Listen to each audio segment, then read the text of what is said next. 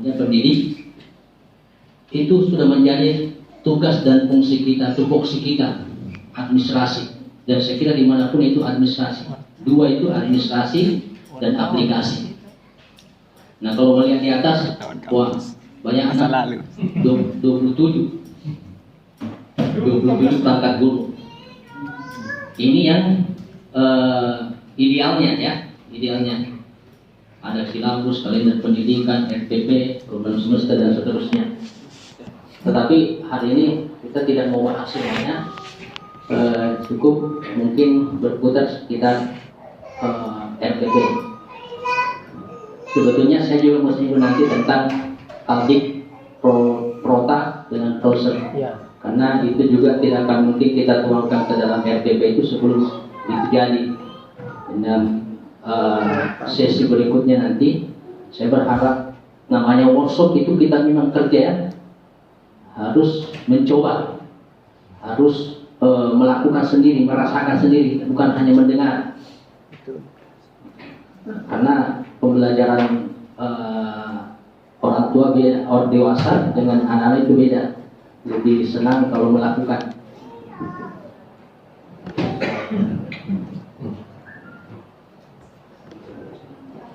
Nah ini sedikit saya mau singgung tentang tupoksi guru. Ini harus dihafal mati bagi seorang guru. Apapun siapapun itu, tidak mengenal apakah dia PNS atau non PNS, yang jelas dia guru, maka wajib hukumnya dia tahu itu. Bukan hanya tahu, tapi miliki dan lakukan. Apa itu? Ada 5G. Ya. Ini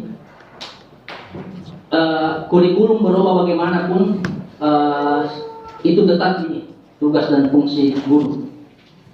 Sejak ada namanya guru selalu ini. Pertama, yang menyusun program pembelajaran. Ya. Ini dulu, kita harus menyusun apa itu program pembelajaran, program tahunan, program semester, NPT, KKM, silabus ini. Jadi merencanakan. Setelah jadi perencanaannya, masuk ke tahapan berikutnya, melaksanakan perencanaan itu dalam bentuk kegiatan pembelajaran. Ya, pendahuluan, inti dan penutup. Karena banyak orang tapi merencanakan tapi tidak tahu melakukan. Lengkap perencanaannya, lengkap RPP-nya, tapi pusing bagaimana mengimplementasikannya. Ya. Ada juga sebaliknya. Jadi harus ini terpadu. Harus terpadu menjadi satu kesatuan yang tidak boleh terpisah. Jadi merencanakan dan melakukan. Ya.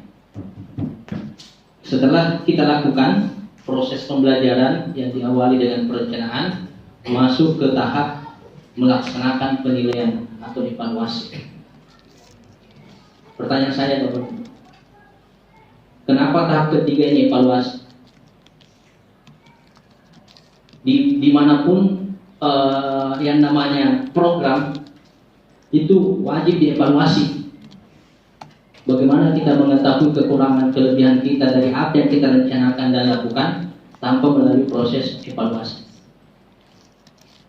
Ya, makanya tahap ketiga itu dievaluasi. Evaluasi itu ada penilaian tahap akhir, ada penilaian harian, ada penilaian proses. Ya. Nah ini saya singgung terkait dengan penilaian. Penilaian itu di madrasah, saya lupa apa namanya itu regulasinya, sejak 2015 tidak salah. Itu penilaian tingkat satuan pendidikan itu tinggal 3, 2 dilakukan oleh sekolah, 1 dilakukan oleh guru. Penilaian yang dilakukan oleh sekolah itu penilaian akhir semester. Yang kedua penilaian akhir tahun. Tinggal itu 2. Dulu kan ada namanya penilaian tengah semester TTS. Tapi sejak regulasi itu sudah tidak ada. Tapi masih ada juga yang melaksanakan. Itu tidak apa-apa. Tapi secara aturan itu sudah tidak ada PTS. Tidak ada mid semester, yang ada hanya dua, PAS dan PAT. Ya, bisa dilihat di sini sudah menggunakan apa namanya rapor digital, ya, yang RT ya. Sekarang ada lagi RTM lagi, rapor digital mah sama sebetulnya, istilahnya diubah, rapor digital RDM, rapor digital madrasah, ARD aplikasi sama sih, apa sih, intinya sama, itulah Indonesia. Penilaian yang dilakukan oleh guru itu penilaian harian atau penilaian proses. Ya. Jadi sekali lagi Bapak Ibu, mohon maaf, saya bukan mengguru ya. Mungkin Bapak Ibu sudah kenal, bahkan sudah melakukan itu, pasti di bidang itu. Tapi ya ada salahnya kalau kita review kembali. Oh ternyata penilaian itu tinggal dua. Sekarang ini penilaian akhir tahunnya, namanya akhir tahun ajaran. Kalau ujian semester itu namanya penilaian akhir semester.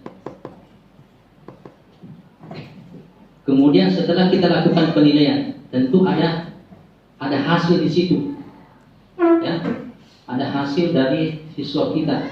Nah, hasil inilah untuk melihat apakah tujuan pembelajaran kita tercapai, itu harus kita analisis. Tadi sudah direncanakan, saya mau begini, semester ini saya melakukan ini. Kemudian kita laksanakan dalam proses pembelajaran tiap hari. Setelah itu kita berikan evaluasi ke peserta didik kita dalam bentuk ujian-ujian tadi.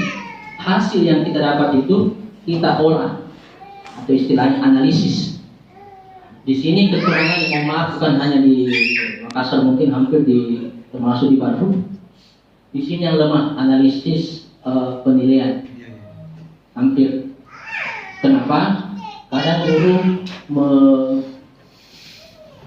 melakukan sebuah penilaian hanya sampai ke hasil, tidak diolah lagi hasil itu, tidak dianalisa lagi hasil itu, apa tindak lanjutnya, hanya sampai ke angka-angka nilai-nilai itu, sehingga terkadang guru mengatakan bahwa BB anak rendah mampu jawaban, rendah sekali nilainya, tidak bisa mencapai KKM.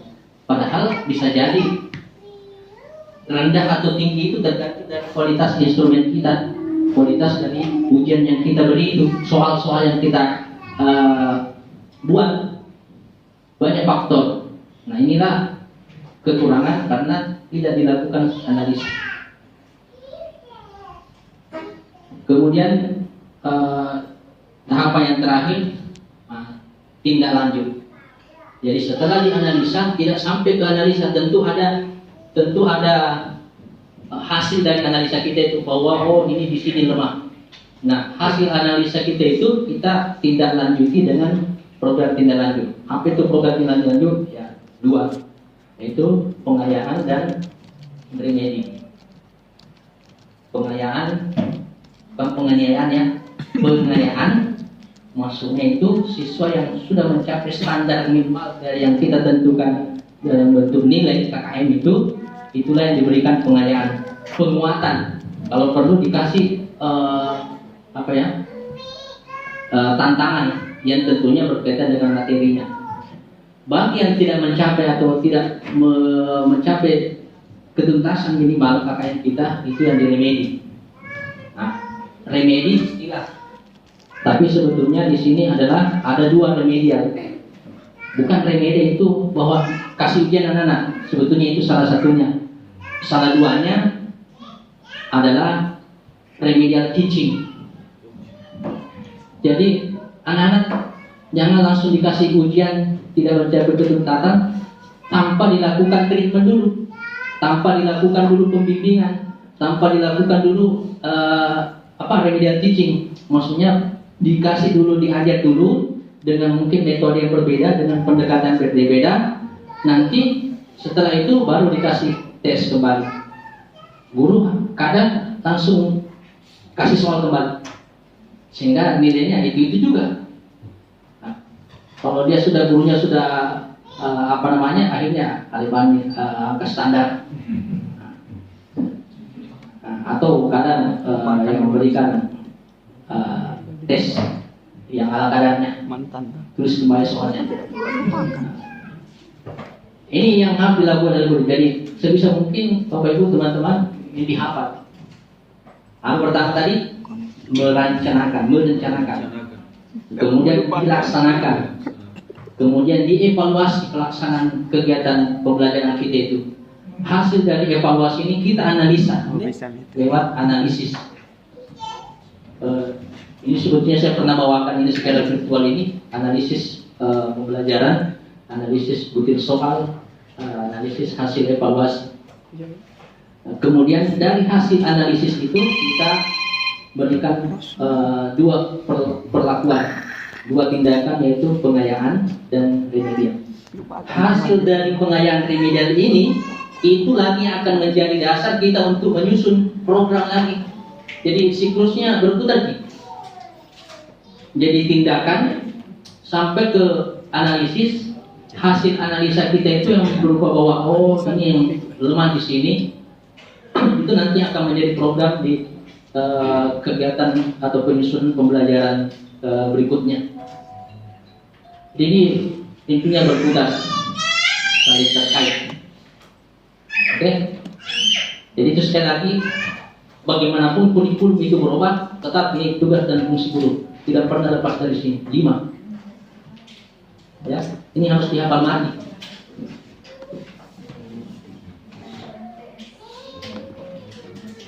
Suara saya tidak terlalu, menjelaskan saya tidak terlalu cepat nih. Bisa dipahami ya? Tapi kalau ada yang kurang mengerti langsung bisa langsung komunikasi. Oke, kita lanjut. Setelah kita memahami tugas dan fungsi guru. Ya, ini begitu banyak administrasi manusia pada seorang guru. Betul Bapak Ibu ya? Kalau melihat tadi itu 27, tetapi itu tantangannya. Peluangnya sekarang dengan perkembangan teknologi itu sudah semestinya memberikan kemudahan kepada guru khususnya untuk melaksanakan tugas dan fungsinya itu. Dulu seperti apa yang kita lakukan, bahwa kita dulu itu menulis SP itu satuan pendidikan sampai sedetik-detiknya tanpa menggunakan alat teknologi seperti sekarang ini. Bayangkan Bapak Ibu. Itulah mungkin salah satu juga kenapa tulisan orang tua guru-guru kita dulu itu bagus-bagus dibanding sekarang ini. Ya.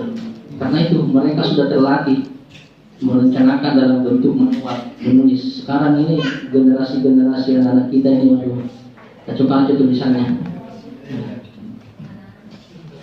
Teknologi, jadi ini peluang dan tantangan bagi generasi guru, ya, generasi milenial.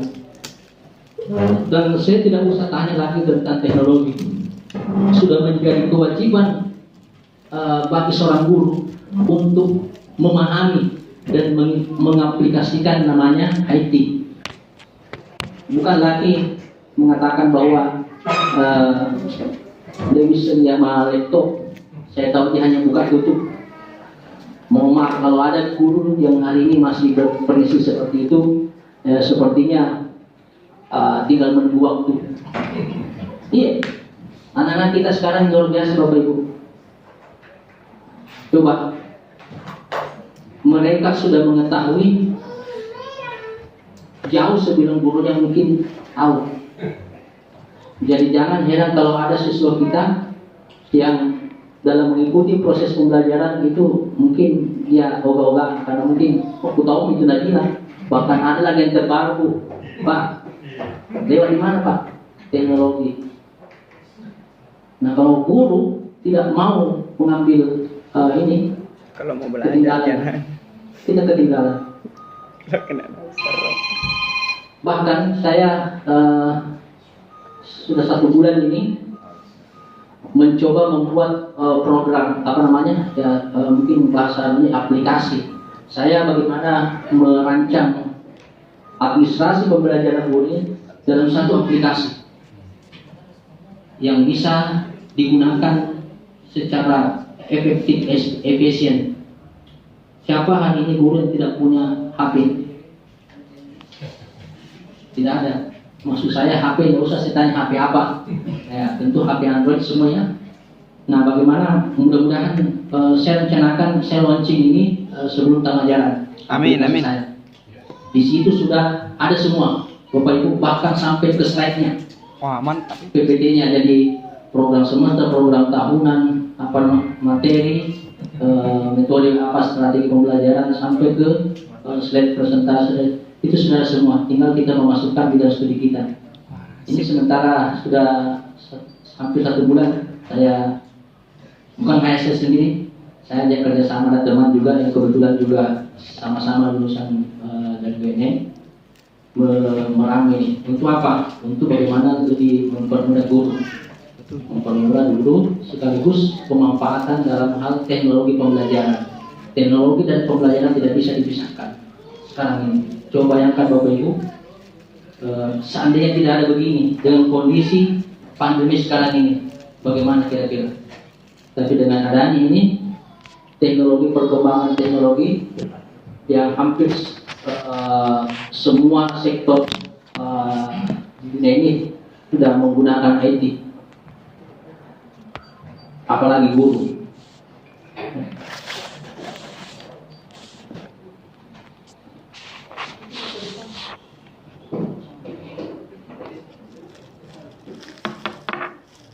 RPP itu seperti yang disampaikan tadi, karena bahwa itu salah satu administrasi yang wajib ya, yang harus dimiliki oleh guru. Terus beliau tadi SIM, kendaraan kita, apa namanya, prasyarat kita untuk melakukan proses pembelajaran itu. Dan guru harus membuat perencanaan secara administrasi, secara tertulis. Ada yang mengatakan bahwa tidak perlu dulu gitu, dulu macam itu mulut tidak ada di begitu. Ya, kalau masih ada yang berprinsip begitu, ya segeralah kembali ke jalan yang benar. Dulu dengan sekarang sudah terbalik 360 derajat. Semua sudah serba IT. Itu wajib ya, bukan lagi hal yang perlu ditawar, bisa disenangi, wajib. Nah, saat ini RPP sudah semakin disederhanakan. Dulu orang buat RPP itu ya ribetnya minta ampun, sampai 20 halaman satu RPP. Tapi dengan masukan perjuangan para guru kita di melalui organisasi, sehingga itu diakomodir oleh dari Kemendikbud, dari Kementerian Agama, sehingga dirancanglah RPP itu sesederhana mungkin, namun tetap mengacu ke esensi dari pembelajaran itu. Dengan istilah sekarang RPP 1 lembar. Saya kira Bapak Ibu sudah memiliki itu. Ya. RPP 1 lembar ini itu bahasa istilah. Jangan mengatakan bahwa 1 lembar. Ya, itu istilah.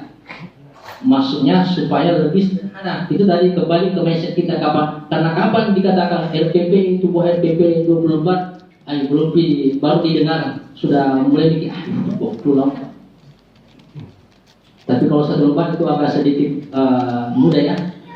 Ya, tinggal nanti bagaimana strukturnya, sistematikanya, ini yang kita mau coba lakukan hari ini.